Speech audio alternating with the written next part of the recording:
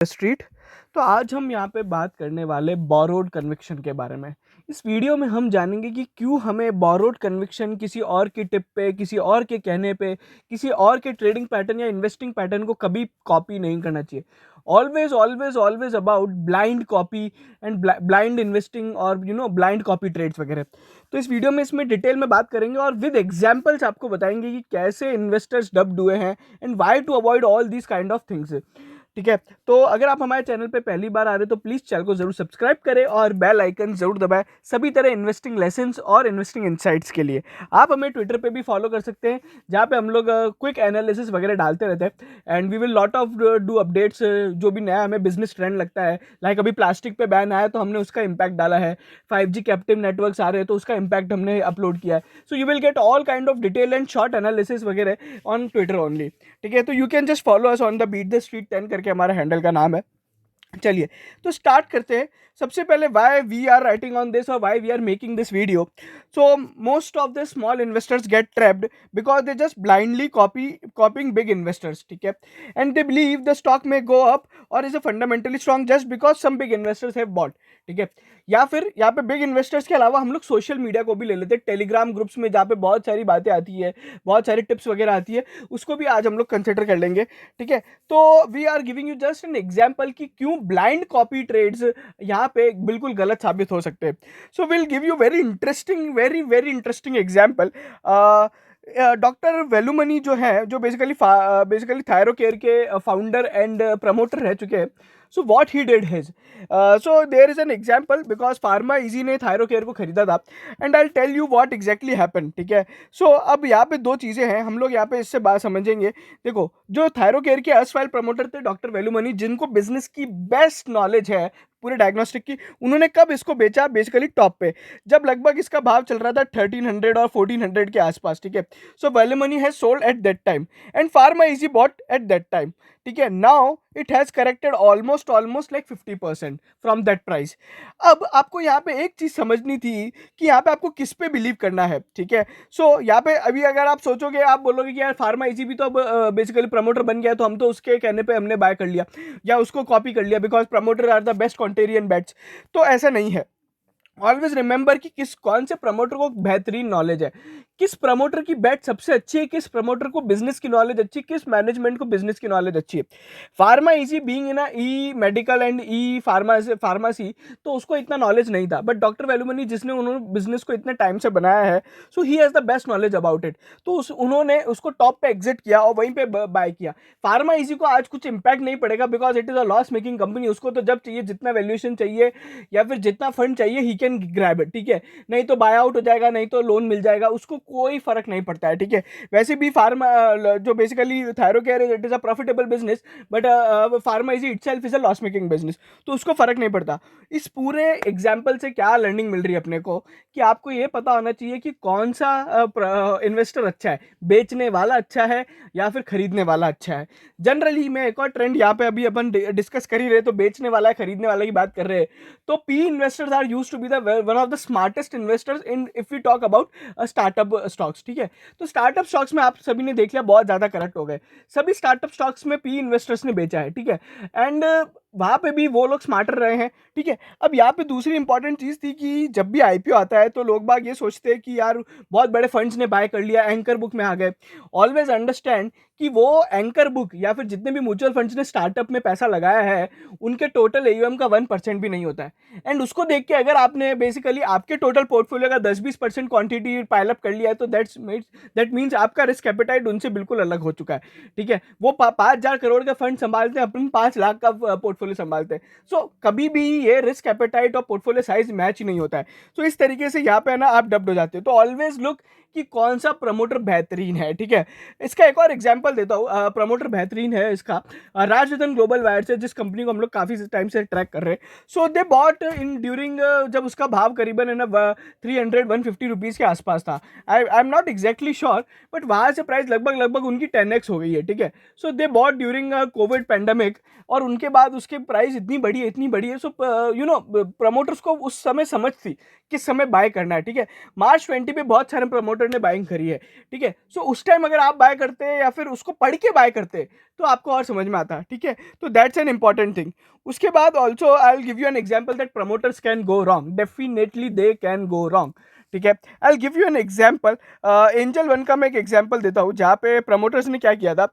सो तो basically Angel One it is a broking company, ठीक है। सो एंजल वन ने क्या किया, promoter started decreasing the stake during March 21, ठीक है, जब उसका भाव लगभग 1,000 रुपये के आसपास था। उसके बाद से स्टॉक लगभग 1200-1300 करीबन है ना 1600 1650 रुपये गया था। सो अगर आप उस टाइम ही प्रमोटर को देख के बेच देते 1,000 रुपये पे, तो you missed have a rally of around 60%, and which is one of the most steepest rally also, ठीक है। और उसके बाद अभी अगर आप देखोगे तो प्रमोटर्स ने वापस रिसेंटली 1200 रुपये में बाय किया। सो यहाँ पे अगर आप जस्ट प्रमोटर को फॉलो करते तो you would have started selling, ठीक है। मार्च 21 से उनने बेचना स्टार्ट किया था, इवन 400 रुपीज से भी उनने बेचना स्टार्ट किया था, ठीक है। So never try to copy blindly. अब वहाँ पे इंपॉर्टेंट क्या था, एंजल वन का बिजनेस मार्च 21 के आसपास भी बहुत अच्छा चल रहा था, and it was really going well, ठीक है। एंड अभी आके थोड़ा रिसेंटली वो उसका बिजनेस अभी खराब हो जाएगा, but in a long term it would be definitely doing well, ठीक है। सो यहाँ पे आपको वापस समझना था कि यहाँ पे आपको वापस रिसर्च करनी थी कि बिजनेस अच्छा है या नहीं है, या किस तरीके से काम कर रहा है, ठीक है। Again I will take you another example, Dhani services. अभी धनी सर्विसेज में क्या हो रहा था, तो धनी सर्विसेज तो इट्स अ बहुत ज़्यादा उसमें इश्यूज हम लोग ने ऑलरेडी कवर किया था, but just to give you an example, promoters ने कब स्टार्ट किया था, basically promoters trying to buy at all levels, ठीक है, 70-50 रुपीज़ से भी बाय करना स्टार्ट किया था, ठीक है। उसके बाद है ना 178 रुपीज़ पे भी उनने बाय करना स्टार्ट किया था, ठीक है। सो अब अगर आप देखोगे तो आज तो धनी सर्विसेज का भाव ही 30-35 रुपये रह गया है। So if you just bought just because copying promoter buy कर रहा है, तो डेफिनेटली यू शुड अवॉइड, ठीक है। तो वहां पे आपको बिल्कुल बिल्कुल है ना अवॉइड करना चाहिए, just because blindly promoter buy कर रहा है तो, ठीक है। And also understand mutual funds can go wrong, ठीक है। म्यूचुअल फंड्स में भी एक एग्जांपल लेता हूँ, मनपसंद बेवरेजेस का एग्जांपल है। Motilal Oswal got around 400 crore of investment in Manpasand Beverages, and at the end वो कंपनी खत्म हो गई। 400 करोड़ में मोतीलाल ओसवाल को कुछ फर्क नहीं पड़ रहा है आज की तारीख में, ठीक है। उनको 100-200 करोड़ का भी फर्क नहीं पड़ेगा, बट जस्ट बिकॉज अगर मैंने ये सोच के बाय किया होता कि मोतीलाल ओसवाल बाय कर रहा है, मैं भी बाय कर लूँ, तो वहां पे आप ट्रैप हो जाते हैं। म्यूचुअल फंड्स की अगर अपन बात कर रहे हैं, also I go through another important fact कि बहुत सारे इंडेक्स फंड्स मार्केट में चलते हैं, ठीक है। अब इंडेक्स फंड्स का काम क्या होता है, I tell you very simply. अभी इंडेक्स फंड्स क्या होते हैं, जो इंडेक्स फंड में इन्वेस्टर या फंड मैनेजर अपना खुद का कोई दिमाग नहीं लगाता है, वो ब्लाइंडली इंडेक्स को फॉलो करता है। अगर कोई स्टॉक इंडेक्स में इंक्लूड हो गया है तो उसको ऐड कर लेगा, और एक्सक्लूड हो गया है तो उसको बेच देगा। अब इंडेक्स में आना और जाना बेसिकली प्योरली मार्केट कैप से डिसाइड होता है। इसके अलावा थोड़े बहुत और रीजंस होते हैं, बट मोस्ट इंपॉर्टेंट रीजन होता है किसी कंपनी का अगर मार्केट कैप बढ़ जाता है तो इंडेक्स में आ जाता है, मार्केट कैप गिर जाता है तो इंडेक्स से बाहर हो जाता है। वापस से एग्जांपल लेंगे एक और, ब्राइटकॉम का या फिर टीटीएमएल का, ठीक है, या फिर किसी भी स्टॉक का आप ले लें। मैं आपको एक और एग्जांपल दे सकता हूँ, like many of the you know I'll tell you कि Yes Bank also use to be the part of है ना इंडेक्स वंस अ वाइल। वो एक बार शायद आई थिंक निफ्टी 50 का भी पार्ट हुआ था, I am not sure about it, but you know yes bank अपने जब बूम पे था तो बहुत सारे इंडेक्सेस का पार्ट हुआ था। एंड बहुत सारे लोग अभी क्या करते हैं, छोटे स्टॉक्स में जो small cap mid cap stocks होते हैं उसमें ये देखते हैं कि फंड म्यूचुअल फंड बाय कर रहा है, अपन भी बाय कर ले। ऐसा कभी नहीं करना। आप पहले ये देखिए क्या वो इंडेक्स फंड है क्या। अगर वो इंडेक्स फंड है तो मतलब बेसिकली वो तो तब निकल जाएगा जैसे ही वो इंडेक्स से बाहर होगा, ठीक है। बट आप ये देखिए अगर कोई ऐसा म्यूचुअल फंड है जिसका फंड मैनेजर भी अच्छा है, जिसकी फंड मैनेजर को भी नॉलेज है, और जो बेसिकली जिसके बेसिकली रिटर्न हिस्ट्री भी काफ़ी अच्छी रही है, अगर कोई ऐसा एक्टिव म्यूचुअल फंड है जो बाई कर रहा है, तो आप उसको उसको ज़रूर आप देख सकते हैं और उस पर फिर आप फर्दर रिसर्च कर सकते हैं। तो इंडेक्स फंड के बेसिस पे भी अपने को कभी बाय नहीं करना है, ठीक है। And apart from this more important fact is that कि आपको किसी भी बड़े इन्वेस्टर की सारे स्टॉक सारा पोर्टफोलियो किस पोजीशन को कितने रुपए में ले रखा है, कितना उसका बेसिकली वेटेज है, आपको कभी पता नहीं होगा। या तो आपको एंट्री पता होगी तो आपको एग्जिट नहीं पता चलेगा, एग्जिट पता चलेगा तो एंट्री पता नहीं चलेगी। अभी रिसेंटली डेल्टा कॉप झुंझुनवाला जी ने बेचा है। यू नेवर नो कि वो झुंझुनवाला जी उसको कब से बेच रहे हैं, क्या कर रहे हैं, ठीक है, कितने भाव में बेचा है, नहीं बेचा है, कितना है अभी भी, तो आप केवल उस पर नहीं ट्रेड कर सकते, राइट। और अभी अगर आप देखोगे तो what exactly happened Delta Corp में, अभी गेमिंग पे जीएसटी लग गया है तो it will going to definitely impact, and casinos पे भी इंपैक्ट वो आएगा। तो that's an important thing you should not like do this time, ठीक है। उसके अलावा आप एक और चीज़ समझिए, I will give you an example. बहुत सारे लोग विजय केडिया जी को भी फॉलो करते हैं, ठीक है? And I will tell you कि अभी विजय केडिया जी ने एक इंटरव्यू में बोला था उनका लास्ट 1 ईयर का रिटर्न 0 है। If you just bot Vijay Kedia stocks and thinking that कि हम लोग एक रिटर्न बना लेंगे, विजय केडिया ने खरीदा है।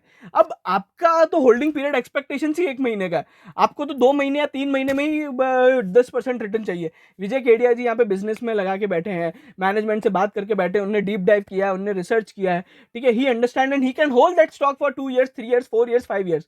वैरेन Buffett use to hold, use to say कि उनका फेवरेट होल्डिंग पीरियड है फॉर एवर, ठीक है? तो आपका और उनका होल्डिंग पीरियड ही डिफरेंट है, तो you can not just by because he is buying, ठीक है? वो तो 1 साल में उन्होंने 0 बनाया, उनको कुछ फर्क नहीं पड़ता है। He has his income sources others also, ठीक है? तो that's N also important fact, ठीक है? And apart from this, brokerage houses को भी कभी फॉलो नहीं करना चाहिए। जनरली कोई भी जब बड़ा brokerage house, foreign brokerage house एक छोटी कंपनी में इनिशिएट कवरेज करता है, बाय या फिर सेल की, तो स्टॉक में उस दिन के लिए डेफिनेटली मूवमेंट दिखता है, ठीक है? बैंक ऑफ अमेरिका का एग्जांपल लेंगे, जब उन्होंने एनबीसीसी पे स्टॉक को कवरेज दिया था, जब उसका भाव 150 रुपये हुआ करता था, 2017 के बुल रन की बात है, वो एकदम से स्टॉक 10 to 15% भागा था, ठीक है? अब उस टाइम क्या हुआ, बेसिकली आपने 1 दिन 2 दिन पैसा बना लिया, डेफिनेटली आप अगर स्विंग ट्रेडर हैं और स्टॉप लॉस के साथ काउंट कर दें, तो आपके लिए वो न्यूज़ बहुत इंपॉर्टेंट है and you can do that thing. But अगर आपने केवल उसको बाय सोच के अगर आपने लॉन्ग टर्म के लिए होल्ड कर लिया, तो you can definitely go wrong, ठीक है? मैं हमेशा एक चीज़ बोलता हूँ कि ब्रोकरेज के टारगेट्स को मत फॉलो कीजिए, उनका थीसिस और एंटी थीसिस पढ़िए। आप रिलायंस का थीसिस, जैसे अभी रिलायंस में सीएलएसए ने एक रिपोर्ट दी थी गुड एंट्री पॉइंट करके, and they right a very very good story and good thesis point उन्होंने बताया था, you can also read it, ठीक है? अभी उन लोग ने पूरा कंसेंसस एस्टिमेट वगैरह भी निकाला था, and why they are buying and all those things, जितनी भी उन्होंने चीज़ें बताई है, ठीक है? तो वो आप पढ़िए ना। तब अगर आप ब्रोकरेज हाउसेस का थीसिस पढ़ेंगे क्यों क्यों बाय कर रहे हैं, तो आपको समझेगा कि यार अगर मान लीजिए सीएलएसए ने रिलायंस इंडस्ट्रीज को इसलिए बाय किया था क्योंकि बेसिकली जीआरएम बढ़ रहा था, ठीक है? या फिर एआरपी बढ़ रहा था, या फिर गैस प्राइसेस बढ़ रहे थे, तो कभी भी जब वापस सेम इवेंट होगा या फिर उसका उल्टा होगा, तो you can take your position, आपको फिर ब्रोकरेज हाउसेस का वेट नहीं करना पड़ेगा। एंड आई ऑलवेज प्रेफर कि you should read definitely brokerage houses but not follow the brokerage targets, ठीक है? एक और एग्जांपल मैं देता हूँ। अपार्ट फ्रॉम दिस, बर्नस्टीन करके एक बेसिकली ब्रोकरेज हाउसेज है, उसका मैंने शायद यहाँ पे ट्वीट भी लिखा होगा, ठीक है? I don't know exactly, but वहाँ पे एक और एग्जांपल था, बर्नस्टीन ने क्या किया था, बजाज फाइनेंस को सेल किया था आप कोविड पेंडेमिक के टाइम पे, एंड दे अगेन बॉट, जब उसका स्टॉक 8,000 था तो उन्होंने वापस कवरेज स्टार्ट किया था, ठीक है? तो अगर मैंने 1,800 रुपये में बजाज फाइनेंस को बर्नस्टीन के कहने पे बेच दिया होता और 8,000 पे बाय कर लिया होता, तो I would be definitely in loss, ठीक है? वैसे एक फन फैक्ट है कि बजाज फाइनेंस पे आज तक जिसने सेल रिपोर्ट दिए वो अभी तक सब गलत हुए हैं, कभी भी किसी के टारगेट्स मिस नहीं हुए, हिट नहीं हुए सेल टारगेट्स, ठीक है? तो ये वापस झुनझुनवाला जी का भी एग्जांपल ले सकते हैं, इंडियाबुल्स हाउसिंग फाइनेंस उन्होंने खरीदा था एंड ही गॉन रॉन्ग, ठीक है? एंड अब अगर वो स्टॉक में लॉस बुक भी कर लेते हैं तो उन्हें कुछ फर्क नहीं पड़ने वाला, he manages so much wealth. और सबसे इंपॉर्टेंट बात है, उन्होंने कोई ऐसा, वो उनके इंटरव्यू में उन्होंने बताया था कि even if their investments go zero, he is not impacting his life, उनका जीने का खर्चा ही इतना कम है कि उनको इन सब चीज़ों से फर्क ही नहीं पड़ता है, ठीक है? तो आपका अगर मान लीजिए आपने अपनी लाइफ सेविंग वहाँ पे डाल दी है, उनके लिए उनकी लाइफ सेविंग और उनकी पूरी लाइफ बिना स्टॉक्स के भी निकल जाएगी, तो there is a totally different financial planning और पर्सनल सेविंग्स प्लान ही आपका पूरा पूरा डिफरेंट है, ठीक है? तो that's an overall advice. And इसमें एक और चीज़ है, मैं यहाँ पे एक और एक लॉन्ग थ्रेड है, एक संजय संजय जी ने यहाँ पे डाला था अबाउट विशाखा इंडस्ट्रीज, तो यू कैन ऑल्सो रीड कि बहुत बार क्या होता है, प्रमोटर फूल भी करता है प्रमोटर बाय करके, ठीक है? आई विल टेल यू कि बहुत बार क्या होता है, एक और एग्जांपल भी मैं दे सकता हूँ यहाँ पे, धनी सर्विसेज का भी ले सकते हैं या फिर किसी का भी ले सकते हैं। बहुत बार क्या होता है, जब स्टॉक बहुत ज़्यादा गिर जाता है ना, तो प्रमोटर क्या करता है, थोड़ी बहुत बाइंग कर लेता है, ठीक है? अब मान लीजिए मेरे पास 5 करोड़ शेयर है कंपनी के, ठीक है? मैंने 1 रुपये पे खरीदा था क्योंकि मैं प्रमोटर हूँ, मेरा आज भाव 100 रुपये, पहले 250 था, आज 100 रुपये हो गया है, ठीक है? तो 100 रुपये पे प्रमोटर ने क्या किया, 2 लाख शेयर खरीद लिए। अब 2 लाख शेयर मैंने 100 रुपये पे खरीद भी लिए, तो मुझे क्या फर्क पड़ रहा है? कल को अगर वो स्टॉक 50 रुपये भी आ जाता है, ठीक है, तो मेरे 2 लाख शेयर्स में कोई इंपैक्ट नहीं होगा, मेरे 5 करोड़ की तो वैल्यू मेरे 50 गुना हो चुकी है ना। तो बहुत बार क्या होता है कि प्रमोटर बहुत कम क्वांटिटी बाय करके मार्केट में पॉजिटिव सेंटिमेंट क्रिएट करने की कोशिश करता है। ठीक है, तो ऑलवेज अगर आप इसका एक ठीक ठाक फॉर्मूला देखना चाहते हैं तो I will also give you an example कि आप क्या कर सकते हो। जब भी कहीं कहीं पे भी किसी भी एक क्वार्टर के अंदर 0.5% से प्रमोटर का स्टेक बढ़ता है तो you should take definitely as a buy और अ सेल सिग्नल। ठीक है, स्ट्रॉन्ग बाय और स्ट्रॉन्ग सेल सिग्नल आप समझ सकते हो। ठीक है, एक यूनिफी कैपिटल का एक एग्जाम्पल था, उन्होंने बताया था कि जब भी अगर आप प्रमोटर का स्टेक को कॉपी करने की कोशिश करते हैं, ठीक है, जब भी वो 0.5% से ज़्यादा का स्टेक उन्होंने खरीदा एक क्वार्टर के अंदर, ठीक है, उसके नेक्स्ट क्वार्टर में उनका शेयर होल्डिंग पैटर्न आएगा, आप उसको बाय कीजिए। ठीक है, ऐसे सारे स्टॉक्स को बाय कीजिए जहाँ पे इनने इतने ज़्यादा से बेसिकली बाय किया 0.5% से ज़्यादा, जहाँ पे भी प्रमोटर ने स्टेक बढ़ा है उनको सभी को आप बाय कीजिए, इक्वल पोजीशन दीजिए सबको। ठीक है, मान ली सब में 10-10 रुपये लगा है, उसको 3 साल तक होल्ड कीजिए, you will make around return of around 69%। ठीक है, टोटल आपका 69% आएगा अगर 3 साल तक आप होल्ड करते हैं तो। ठीक है, 23% CAGR बैठता है इसके हिसाब से मोटा मोटी। ठीक है, तो you can just take it as a good example. So definitely promoters have the best bets and promoter को सबसे अच्छी बिजनेस की समझ होती है। तो आप क्या कर सकते हो, जहाँ पे प्रमोटर बाइंग हो रही है या जिस भी कंपनी को खरीदना चाह रहे हो वहां पे आप ये देखिए प्रमोटर बाय कर रहा है, सेल कर रहा है या फिर अपना स्टेक मेंटेन करके रखा है। ठीक है, बहुत बार क्या होता है, even it is a good signal, जब स्टॉक बहुत ज्यादा एकदम से स्टीप प्राइस आता है उसके बाद भी अगर प्रमोटर नहीं बेच रहा है तो it's also consider as a good signal. ठीक है, तो you can also definitely do that thing. उसके अलावा यहाँ पे एक हम लोग ने फंडामेंटल इन्वेस्टर है, उन्होंने अपने 16 साल के एक्सपीरियंस को यहाँ पे 10 इन्वेस्टिंग लेसन्स के थ्रू भी यहाँ पे डाला है, तो you can definitely read that. And overall वो स्टोरी घूम फिर के वही रहती है।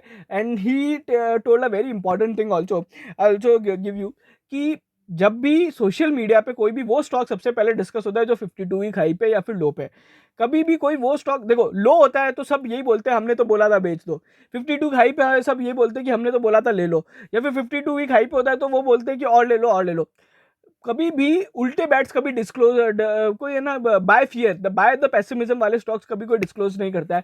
ठीक है, सो सोशल मीडिया पे आपको बिल्कुल इस तरह से ट्रस्ट नहीं करना चाहिए। ऑलवेज अंडरस्टैंड कि जो रिकमेंड कर रहा है वो आदमी जेन्युइन है या नहीं, आप उसको जानते हो या नहीं जानते हो, उसकी रिस्क एपेटाइट कैसी, उसकी नॉलेज कैसी है, आपकी उससे रिस्क एपेटाइट समझिए। कि हम जिससे भी कभी भी हमारे जो प्रो मेंबर्स को हम जब भी सजेस्ट करते हैं we have a definitely a call with them. ठीक है, हम पहले उनका रिस्क एपेटाइट समझते हैं, हमारा उनको समझाते हैं। हमारा तो मोस्टली यहाँ पे लॉन्ग टर्म इन्वेस्टिंग ही है, so we bought a stock and we at least hold for a 3 to 6 month. उससे पहले हम लोग कभी भी अगर किसी का भी कम होल्डिंग पीरियड वाला होता है तो हम उसको मना कर देते, we are not able to provide your service. तो दैट्स एन इंपॉर्टेंट थिंग। ठीक है, तो ये सारी चीज़ें होती है जो आपको हमेशा समझनी चाहिए। तो that I think that's all you can understand कि बोरोड कन्विक्शन कभी भी आपको ट्रस्ट नहीं करना चाहिए। आपकी खुद की रिसर्च तो करनी ही पड़ेगी, उसके बिना नहीं हो सकता। न्यूज़ चैनल्स पे आप देखते हैं बाय करते हैं तो प्लीज़ अंडरस्टैंड आप उनके स्टॉप लॉस को भी फिर अप्लाई करें। ठीक है, बहुत सारे लोग स्टॉप लॉस के साथ आते हैं तो आप उनको भी समझें। ठीक है, तो यू विल ऑल्सो फील। ठीक है, एंड अपार्ट फ्रॉम दिस एक और इम्पॉर्टेंट बात है कि FNO ट्रेडिंग तो आई वुड ऑलवेज अवॉइड। ठीक है, unless and until you have a proper trading setup with a proper trading strategy, तो आप ठीक है। केवल इमोशन बेस पे अगर आप ट्रेडिंग करते हैं इन्वेस्टिंग करते हैं तो कुछ नहीं होने वाला। ठीक है, always always do much much higher research. ठीक है, मैं मेरा example personally I will tell you, इस बुल मार्केट में मैंने कुछ 3 या 4 स्टॉक्स है जो I have basically added to my long term no watch portfolio. ठीक है, मैं बहुत सारे स्टॉक्स को खरीदता हूँ, मिड कैप भी होते हैं स्मॉल कैप भी होते हैं, बट मेरा आज भी सबसे ज़्यादा एक्सपोजर लार्ज कैप पे है।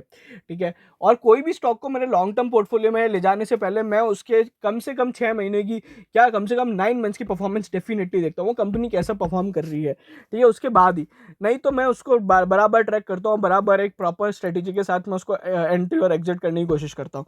ठीक है, so always do these kind of things unless and until you don't want to stick, मतलब आपको ट्रेडिंग वगैरह करनी तो फिर पूरी अलग बात हो जाती है, बट इन्वेस्टिंग के लिए हमेशा ये चीज़ फॉलो कीजिए, आपको बहुत हेल्प होगा। ठीक है, so always avoid borrowed conviction, and as always I say in every video that a capital protection is much more important than a capital appreciation। चलिए, अगर आपको ये वीडियो पसंद आया तो प्लीज़ चैनल को ज़रूर सब्सक्राइब करें, ज़्यादा से ज़्यादा शेयर करें ताकि सारे लोग जान सकें, ठीक है। अगर आप हमसे इंटरेक्ट करना चाहते हैं, हमसे बात करना चाहते हैं, you can definitely join our Telegram channel, जहाँ पे हम लोग बहुत बार इंटरेक्ट करते हैं वीकली या फिर हर 15 दिन में, ठीक है। And you can always put up there questions and you can always have your queries also there, we are ready to answer you. And you can also let us in the comment section कि आपको video कैसा लगा। आपका feedback ही हमारे video को अच्छा बनाएगा। अगर आपको कुछ खराब लगा तो definitely tell us, we will definitely try to improve ourselves, okay। So thank you so much, please subscribe to our channel and share this video as much as you can. Thank you.